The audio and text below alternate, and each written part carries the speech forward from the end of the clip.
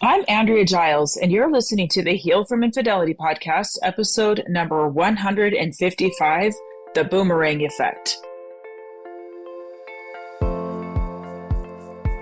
Hello, and welcome to the Heal from Infidelity podcast, where courageous women learn not only to heal from their spouse's betrayal, but to become the boldest, truest, most decisive, and confident versions of themselves ever. If you know there's more for you than the life you're currently living, but don't quite know how to get there, you are in the right place. Stick around to learn how to create a life that will knock your own socks off. Is it possible? It is, and I'm here to show you how.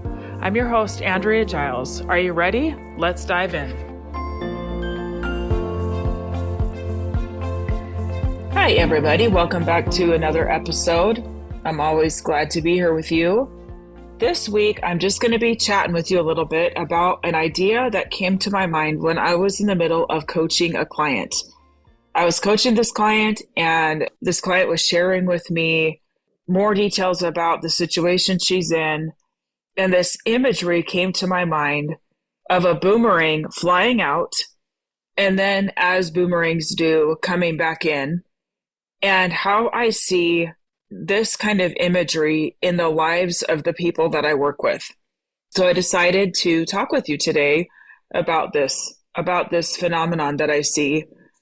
I called it, when I was talking with this client, the boomerang effect. And it's just an idea that I had from imagery that came up in my brain that I want to share with you. Now, I have to tell you, I thought this is a great idea. It explains something that happens a lot. And just to be in the clear, making sure that it came from my brain and that I didn't hear it somewhere else, I went and looked up the boomerang effect.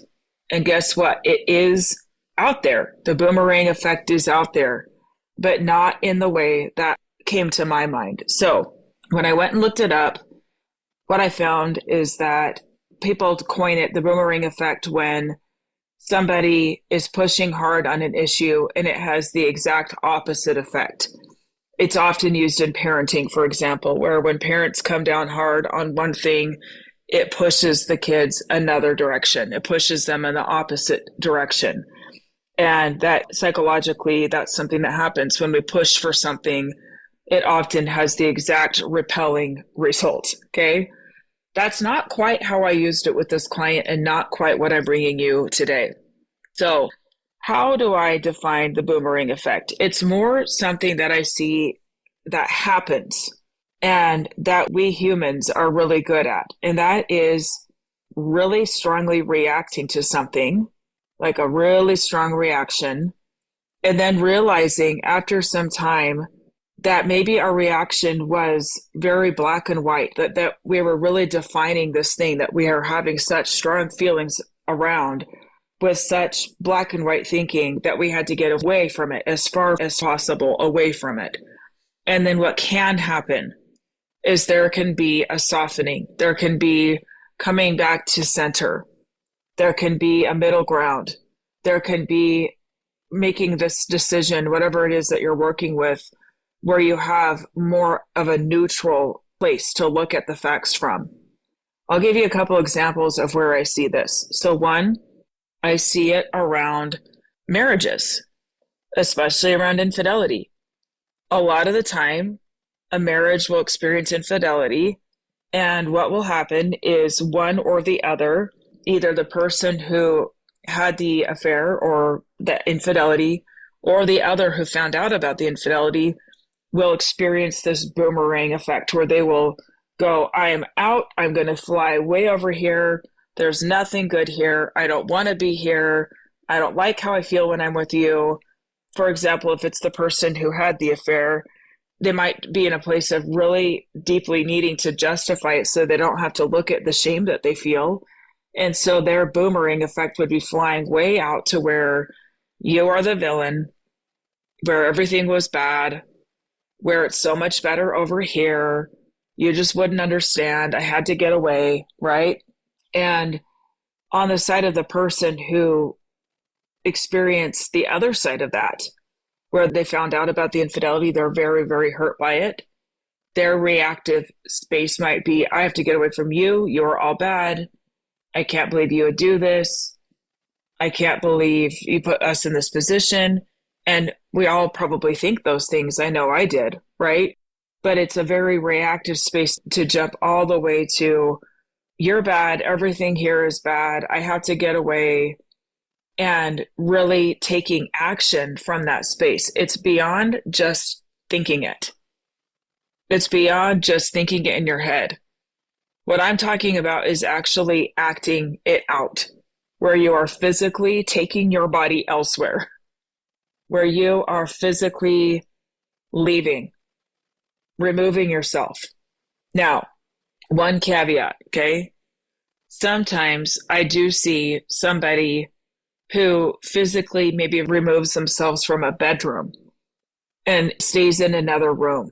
They might be in the same house. So the physical changes might be a little bit different based on who it is, but I'm talking about, this is not just like an internal disgust with this other person. It's a physical manifestation of it, just like a boomerang flying through the air, right? You're throwing it out there away from you. Okay. Let's talk about some other ways that this happens.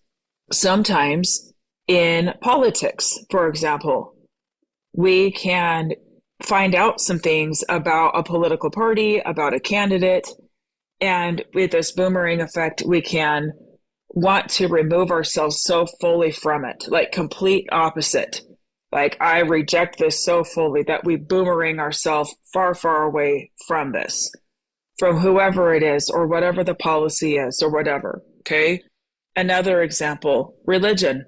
Sometimes when we see some things that we have been a little bit blind to before, where maybe we've not had to think about those issues before, and we suddenly see some of the issues, we suddenly find things that we think are offensive. For example, we might boomerang ourselves far away from that religion, far away, and have very strong feelings about it, and maybe publicly broadcast those feelings. I'm guessing every one of you listening knows somebody who has acted out what I'm describing here in one form or another, right? I bet you do.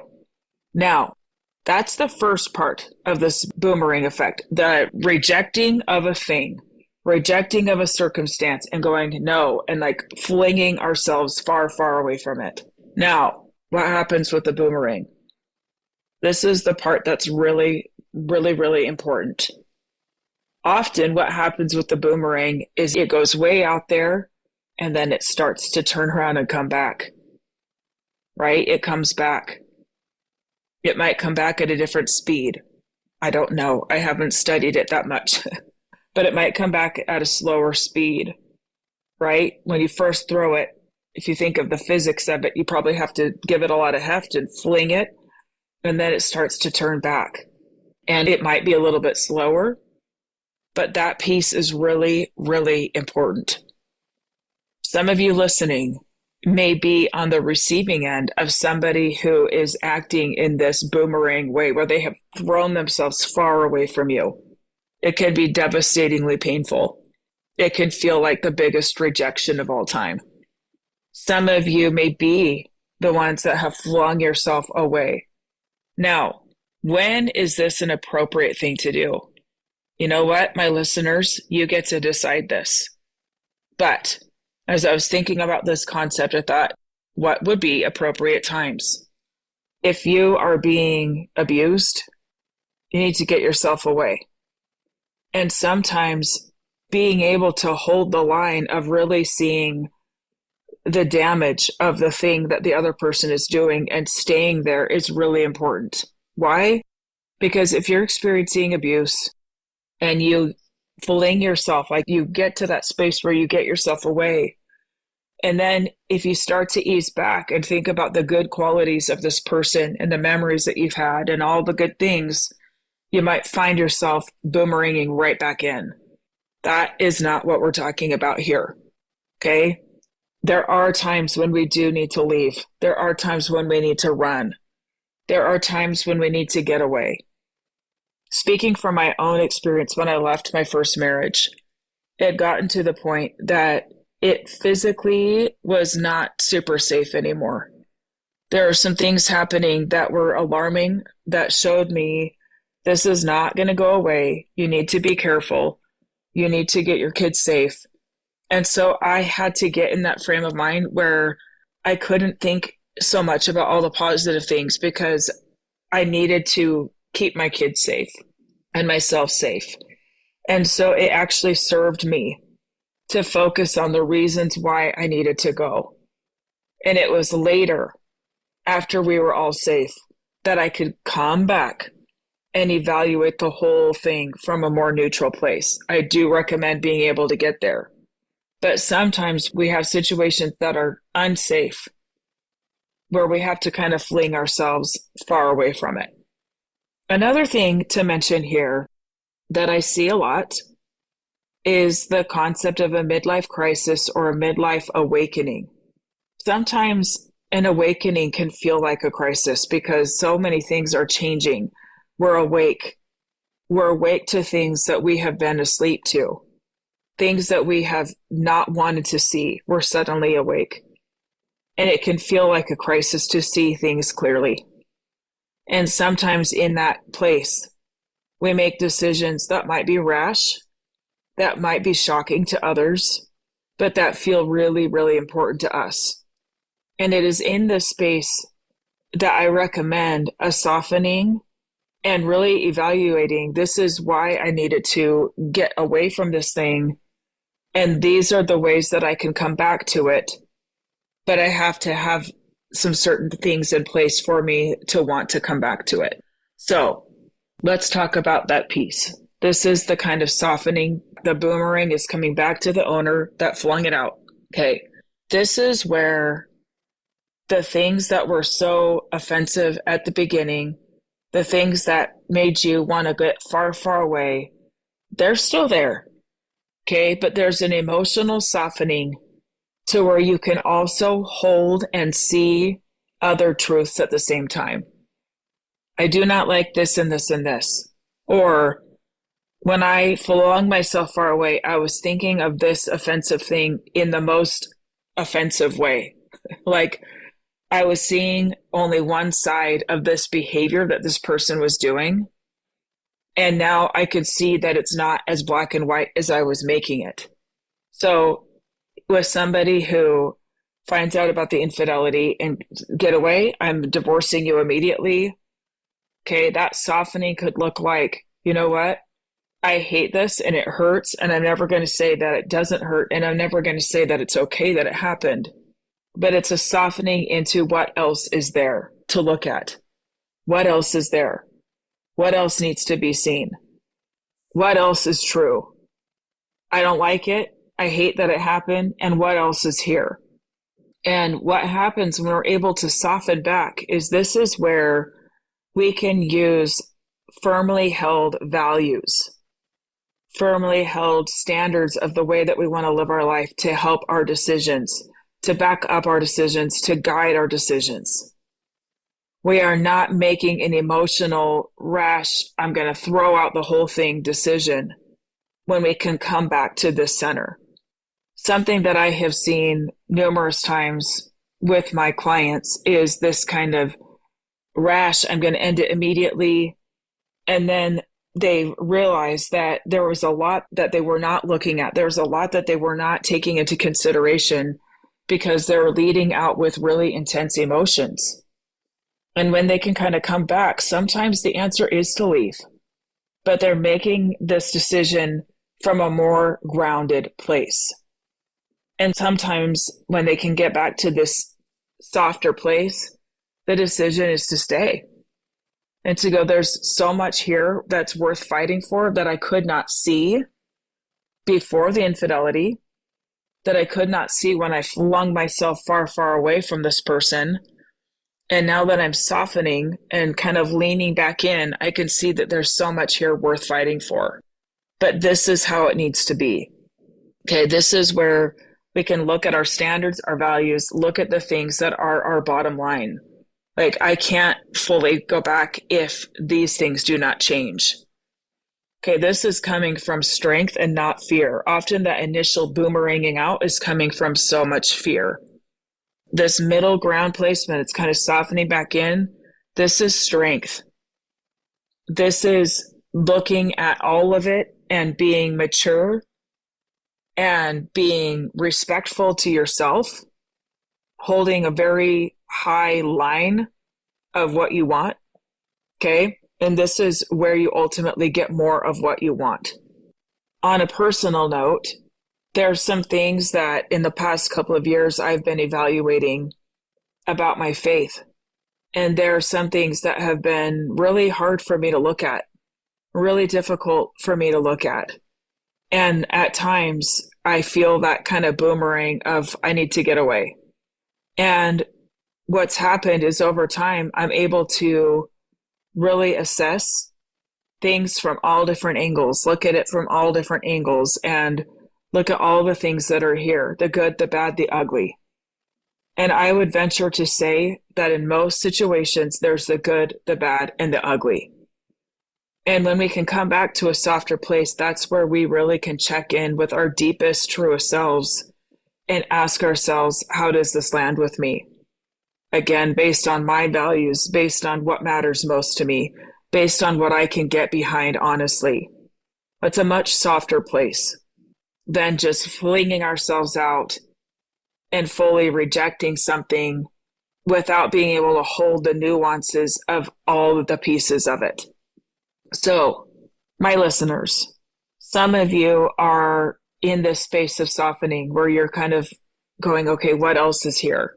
Some of you have flung yourself way out into outer space and you're scared. You're so scared for that boomerang to turn around. You feel so much resistance to inching back in. What is it costing you to stay out there? I can tell you one thing it's costing you is growing your self-trust that you can handle the nuance. There's a misconception that if we soften, that if we open up and look at some of the bigger things at play, that it's going to make it okay. That it's just okay that it happened or that it didn't matter. I'm here to tell you that is not true. It is not true. In fact, sometimes in this softer place, it solidifies, no, I'm not going back to that. Okay? What it does is it opens you up to more truth. Where flinging yourself way out there, there's so much resistance to looking at anything else other than this story that you are hell-bent on focusing on. When we soften and ease back to this middle place, this is where truth can come through. Truth cannot come through when we are in high resistance. It cannot reach us. We cannot hear our own highest truth when we are hell-bent on holding on to a story. It cannot come through. So when we can soften, that is where we can see, okay, these are the things that I must see for me to move forward. These are the things that I must let go of. These are the things that are deal breakers. This is where truth lives, and this is where your own self-trust is going to be restored. That's where you soften into yourself and remember your own wisdom, your own strength, your own ability to hold all of it, your own ability to hold many opposing truths at the same time. I want you just to check in with yourself. Where have you flung yourself out and where are you resisting leaning back into softness and openness and being able to hold nuance? And where has maybe somebody done this for you and flung themselves far away from you and you're feeling the pain of it? For those of you who are in this camp, hold on, okay? Hold on. Whatever the story is of the person who flung themselves away from you, it's not the whole story. It is not the whole story. There's so much more to you, your essence, your goodness, than whatever the story is that they're telling about why they had to go so far from you. Please believe me on this. Some people will stay in that fear space where they have to hold on to that narrative to feel okay. It's okay, they can do that. But you don't have to buy into it. You can soften into the things that you know. And it can be different from this other person's narrative, and it's okay. Okay? That is what I have for you today. I want you to think about where you land and challenge you if you have been rejecting, resisting, softening back into a space where you can explore more. I'm challenging you to lean into that today. Okay? All right. As always, thank you so much for being here today. And I look forward to chatting with you at the next episode. Bye-bye. Thank you for listening to the Heal from Infidelity podcast. If you would like to be kept in the know about upcoming free classes, new podcast episodes, and other ways of working with me, go subscribe to my weekly email. You can subscribe at andreagiles.com/lies-about-infidelity/. Again, it's andreagiles.com/lies-about-infidelity/. I will see you next time.